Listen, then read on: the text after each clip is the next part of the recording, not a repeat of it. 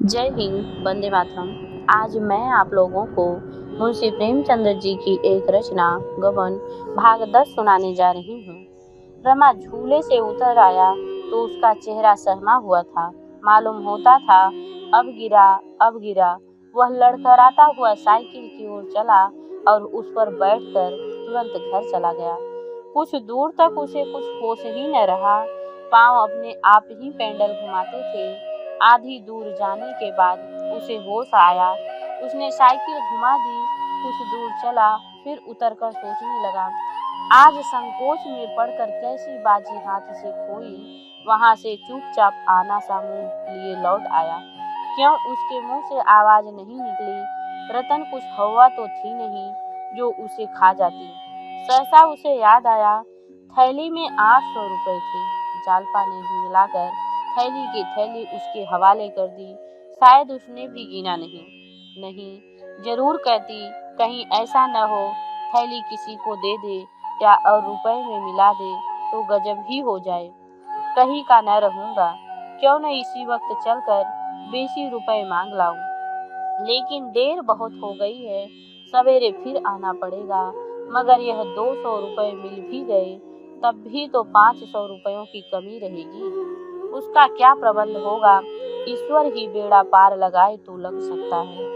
सवेरे कुछ प्रबंध न हुआ तो क्या होगा, यह सोचकर वह कांप उठता था। जीवन में ऐसे अवसर भी आते हैं जब निराशा में भी हमें आशा होती है।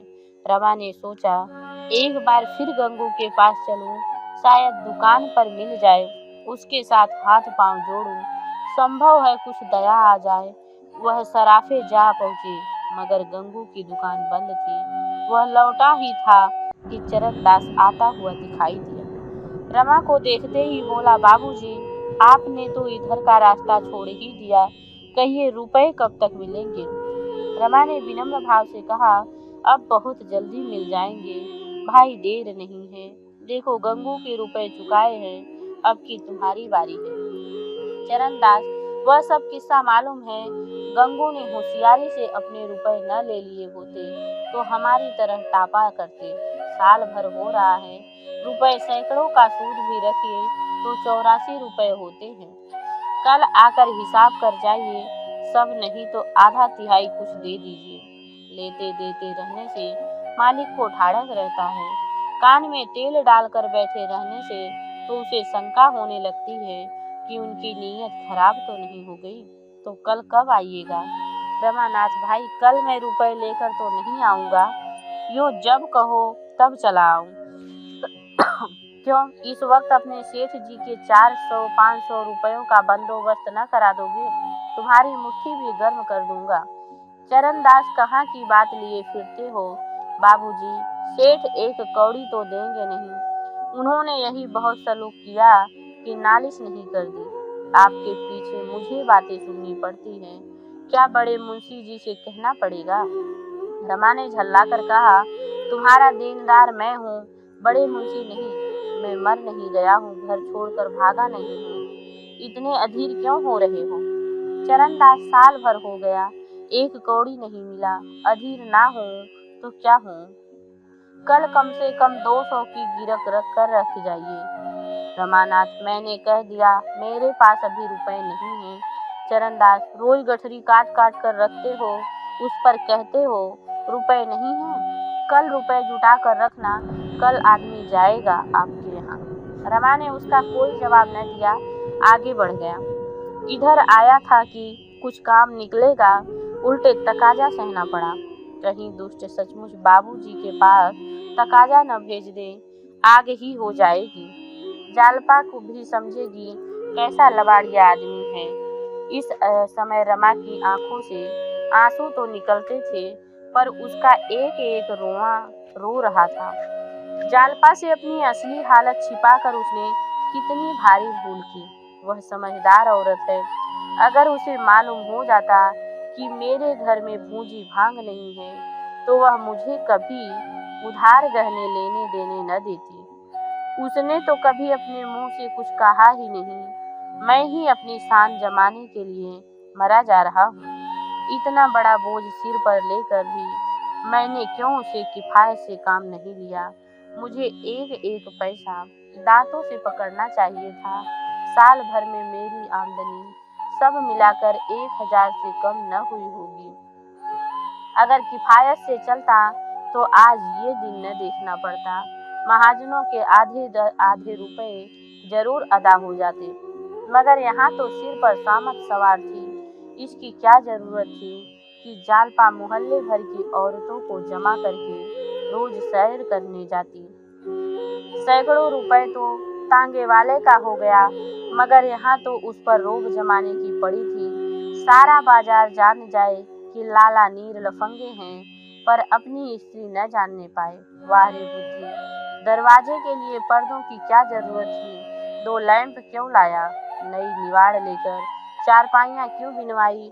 उसने रास्ते में ही उन खर्चों का हिसाब तैयार कर लिया जिन्हें उसकी हैसियत की आमदनी को टालना चाहिए था। आदमी जब तक स्वस्थ रहता है उसे उसकी चिंता नहीं रहती कि वह क्या खाता है, कितना खाता है, कब खाता है। लेकिन जब कोई विकार उत्पन्न हो जाता है तो उसे याद आता है कि कल मैंने पकौड़ियाँ ज़्यादा खाई थी। विजय बहुमुखी होती हैं, पराजय अंतर्मुखी होती है। जालपा ने पूछा, कहाँ चले गए थे? बड़ी देर लगा दी। रमानाथ, तुम्हारे कारण रतन के बंगले पर जाना पड़ा।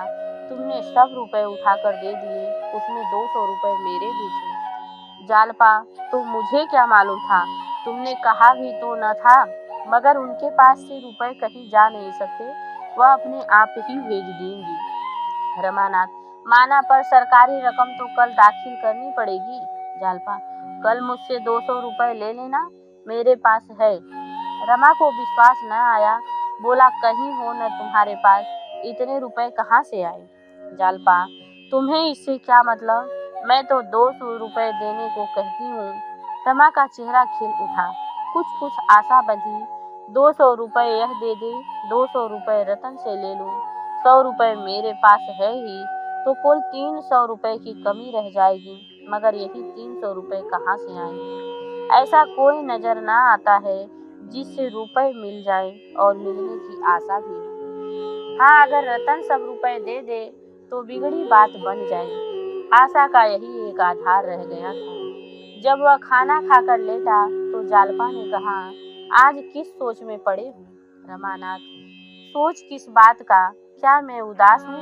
जालपा, हाँ, किसी चिंता में पड़े हो, मगर मुझसे क्यों नहीं बताते? रमानाथ, ऐसी कोई बात नहीं है, होती तो मैं तुमसे जरूर बताता। जालपा, वाह, तुमने अपने दिल की बात मुझसे क्यों कहोगे? ऋषियों की आज्ञा नहीं है।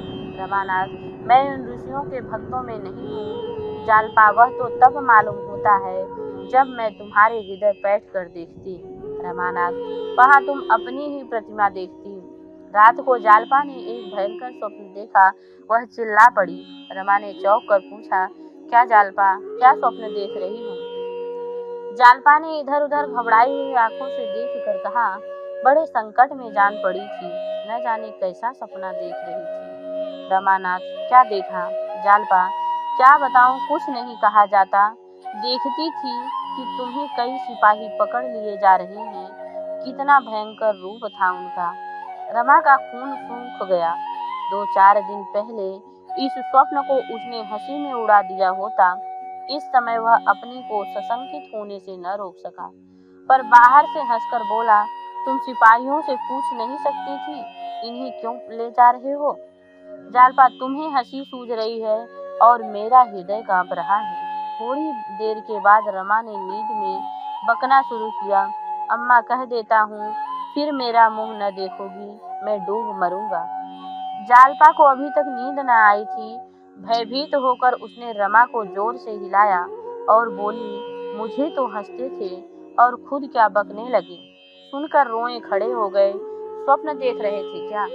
रमा ने लज्जित होकर कहा, हाँ जी, न जाने क्या देख रहा था, कुछ याद नहीं। जालपा ने कहा, अम्मा जी को क्यों धमका रहे थे? सच बताओ, क्या देख रहे थे? रमा ने सिर खुजलाते हुए कहा, कुछ याद नहीं आ रहा है, यूं ही बकने लगा हूँ। जालपा, अच्छा तो करवट सो जाओ, चित सोने से आदमी बकने लगता है।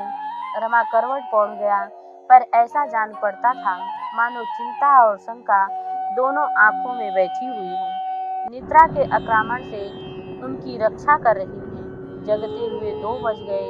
सहसा जल्पा उठ बैठी और सुराही से पानी उड़ेलती हुई बोल पड़ी, प्यास लगी थी क्या? तुम अभी तक जाग ही रहे हो? रमा, हाँ जी, नींद उचट गई है। मैं सोच रहा था तुम्हारे पास 200 रुपए कहाँ से आ गए। मुझे इसका आश्चर्य था। जालपा, ये रुपए मैं मायके से लाई थी, कुछ विदाई में मिले थे, कुछ पहले से रखे थे। रमानाथ, तब तो तुम रुपए जमा करने में बड़ी कुशल हो, यहाँ क्यों नहीं कुछ जमा किया?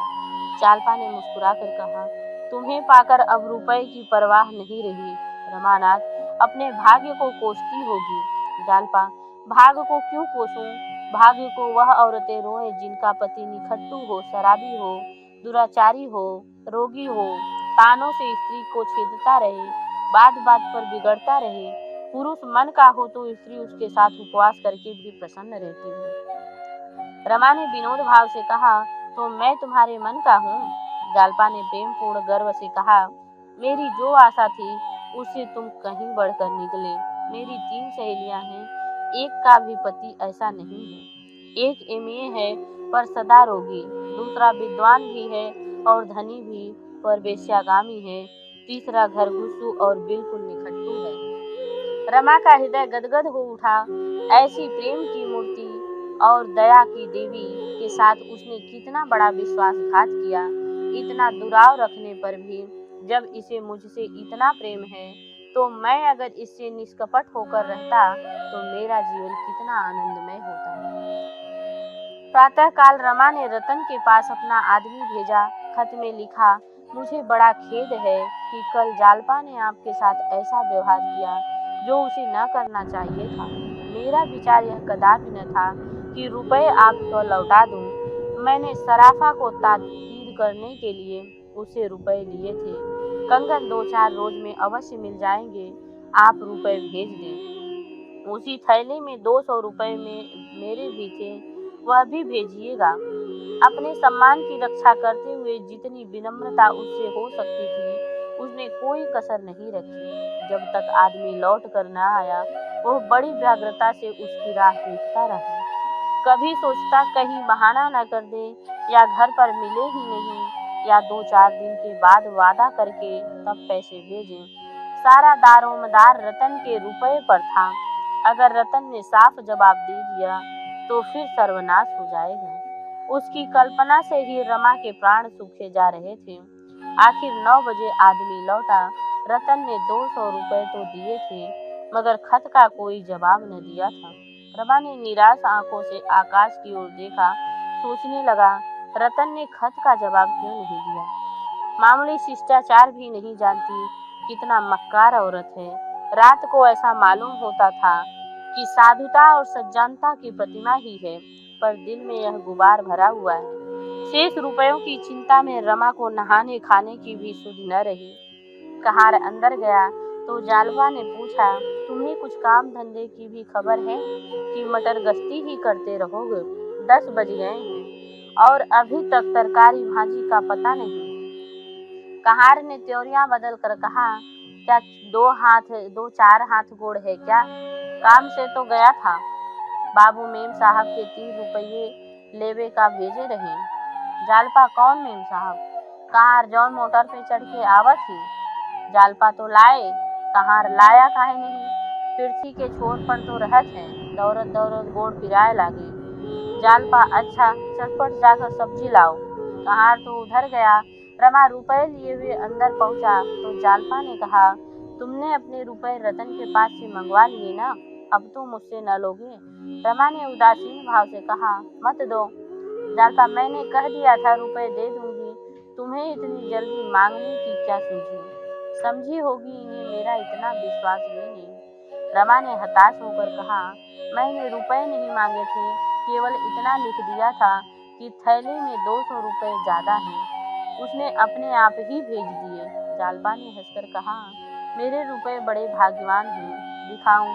चुन चुन कर नए रुपए रखे हैं, सब इसी साल के हैं, चमचमाकर देखो तो आंखें ठंडी हो जाए।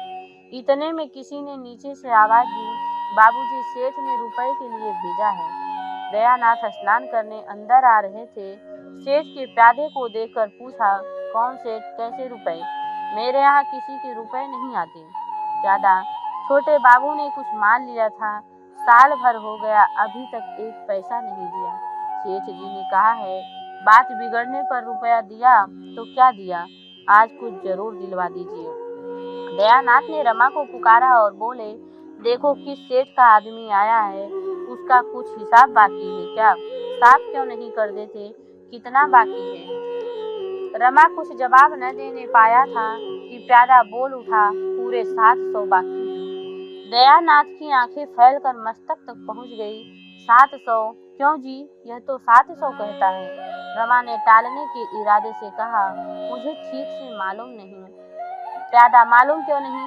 पुर्जा तो मेरे पास है, तब से कुछ दिया ही नहीं, कम कहाँ से हो गए? रमा ने प्यादे को पुकार कर कहा, चलो तुम दुकान पर, मैं खुद आता हूँ। प्यादा, हम बिना कुछ लिए नहीं जाएंगे साहब, यूं ही टाल दिया करते हैं, सब बातें हमको सुननी पड़ती है। रमा, सारी दुनिया के सामने जलील बन सकता था, किंतु पिता के सामने जलील बनना उसके लिए मौत से कम न था। जिस आदमी ने अपने जीवन में कभी हराम का एक पैसा न छुआ हो, जिसे किसी से उधार लेकर भोजन करने के बदले भूखों सो जाना मंजूर था, उसका लड़का इतना बेशर्म और बेगैरत कैसे हो सकता है? रमा पिता की आत्मा का यह घोर अपमान न कर सकता था। वह उन पर यह बात प्रकट न होने देना चाहता था कि उनका पुत्र उनके नाम का बट्टा लगा रहा है। कर्कश स्वर में प्यादे से बोला, तुम अभी यहीं खड़े हो, हट जाओ, नहीं तो धक्का देकर निकाल दिए जाओगे। प्यादे, हमारे रुपए दिलवाइए, हम चले जाएं, हमें क्या आपके द्वार पर मिठाई मिलती है? रमानाथ, तुम न जाओगे? जाओ, लाला से कह देना नालिश कर दें। दयानाथ ने डांट कर कहा, क्या बेशर्मी की बातें कर रहे हो जी? जब गिरह में रुपए न थे तो चीज लाए ही क्यों, और लाए तो जैसे बने वैसे रुपए अदा करो। यह कह दिया नालिश कर दो, नालिश कर देगा तो कितनी आबरू रह जाएगी, इसका भी कुछ ख्याल है? सारे शहर में उंगलियां उठेंगी, मगर तुम्हें इसकी क्या परवाह? तुमको यह सूझी क्या कि एक बारगी इतनी बड़ी गठरी सिर पर लाद ली? कोई शादी ब्याह का अवसर होता तो एक बात भी था, और वह औरत कैसी है जो पति को ऐसी बेहुदगी करने देती है और मना नहीं करती? आखिर तुमने क्या सोचकर यह कर्ज लिया था? तुम्हारी ऐसी कुछ बड़ी आमदनी भी तो नहीं है। रमा को पिता की यह डांट बहुत बुरी लग रही थी। उसके विचार में पिता को इस विषय में कुछ बोलने का अधिकार न था। निसंकोच होकर बोला, आप नाहक इतना बिगड़ रहे हैं, आपसे रुपए मांगने जाऊं तो कहिएगा मैं अपने वेतन से थोड़ा थोड़ा करके सब चुका दूंगा। अपने मन से उसने कहा, यह तो आप ही की कहनी का फल है, आप ही के पाप का प्रायश्चित कर रहा हूँ। प्यादे ने पिता और पुत्र के वाद विवाद होते देखा तो चुपके से अपनी राह ली। मुंशी जी भुनभुनाते हुए स्नान करने चले गए। रमा ऊपर गया तो उसके मुंह पर लज्जा और ग्लानि की फटकार बरस पड़ी। जिस अपमान से बचने के लिए वह डाल पात पात भागता फिरता था, वह हो ही गया। इस अपमान के सामने सरकारी रुपयों की फिक्र भी गायब हो गई। कर्ज लेने वाले बला की हिम्मत होती, साधारण बुद्धि का मनुष्य ऐसी परिस्थितियों में पड़कर घबरा उठता है, पर बैठकबाजों के माथे पर बल तक नहीं पड़ता। रमा अभी इस कला में दक्ष नहीं हुआ था। इस समय आदि यमदूत उसके प्राण हरने आता तो वह आंखों से दौड़कर उसका स्वागत करता। कैसे क्या होगा, यह शब्द उसके एक एक रोम से निकल रहा था। कैसे क्या होगा, इससे अधिक वह इस समस्या और व्याख्या न कर सकता था।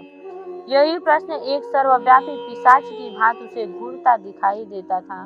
कैसे होगा, यही शब्द अगणित बगुलों की भांति चारों ओर उठते नजर आते थे। वह इस परिवार पे विचार न कर सकता था, केवल उसकी ओर से आंखें बंद कर सकता था। उसकी चित्त इतना खिन्न हुआ कि आंखें सजल हो गई। जालपा ने पूछा, तुमने तो कहा था इसके अब थोड़े ही रुपए बाकी हैं। रमा ने सिर झुकाकर कहा, यह दुष्ट झूठ बोल रहा था, मैंने कुछ रुपए दे दिए हैं। जालपा, दिए होते तो कोई रुपयों का तगाजा क्यों करता? जब तुम्हारी आमदनी इतनी कम थी तो गहने लिए ही क्यों? मैंने तो कभी जिद न की थी। और मान लो मैं 2-4 बार कहती भी, तुम्हें समझ बूझ कर काम करना चाहिए था। अपने साथ मुझे भी 4 बातें सुनवा दी। आदमी सारी दुनिया से पर्दा रखता है, लेकिन अपनी स्त्री से पर्दा नहीं रखता। तुम मुझसे भी पर्दा रखते हो। अगर मैं जानती तुम्हारी आमदनी इतनी थोड़ी है तो मुझे ऐसा शौक चराया नहीं था। मोहल्ले भर की स्त्रियां तांगे पर बैठा कर सैर कराने ले जाती। अधिक से अधिक यही तो होता कि कभी कभी चित्त दुखी हो जाता, पर यह तकाजे तो न सहने पड़ती। कहीं नालिश कर दे तो 700 के 1000 हो जाए। मैं क्या जानती थी कि तुम मुझसे यह छल कर रहे हो। कोई बेस्या तो थी नहीं कि तुम्हें नोच खसोट कर अपना घर भागना मेरा काम होता। मैं तो भले बुरे दोनों ही की साथी हूँ। भले में तुम चाहे मेरी बात मत पूछो, बुरे में तो मैं तुम्हारे गले पड़ी रहूंगी। रमा के मुख से एक शब्द नहीं निकला। दफ्तर का समय हो गया था। भोजन करने का अवकाश न था। रमा ने कपड़े पहने और दफ्तर चले गए। जोगेश्वरी ने कहा, क्या बीना, भोजन के चले जाओगे? रमा ने कोई जवाब न दिया और घर से निकलना ही चाहता था कि जालपा झपट कर नीचे आई और उसे पुकार कर बोली, मेरे पास जो 200 रुपए हैं उन्हें क्यों नहीं सराफा को दे देते? रमा ने चलते वक्त जानबूझकर जालपा से रुपए न मांगे थे। वह जानता था जालपा मांगते ही दे देगी, लेकिन इतनी बातें सुनाने के बाद अब रुपए के लिए उसके सामने हाथ फैलाते उसे संकोच और भय होता था। कहीं वह फिर न उपदेश देने बैठ जाए। उसकी उपेक्षा आने वाली विपत्तियां कहीं हल्की थी, मगर जालपा ने उसे पुकारा तो कुछ आशा बंधी, ठिठक गया और बोला, अच्छी बात है, लाओ रुपए दो। जय हिंद, जय भारत। अगले भाग में हम आपसे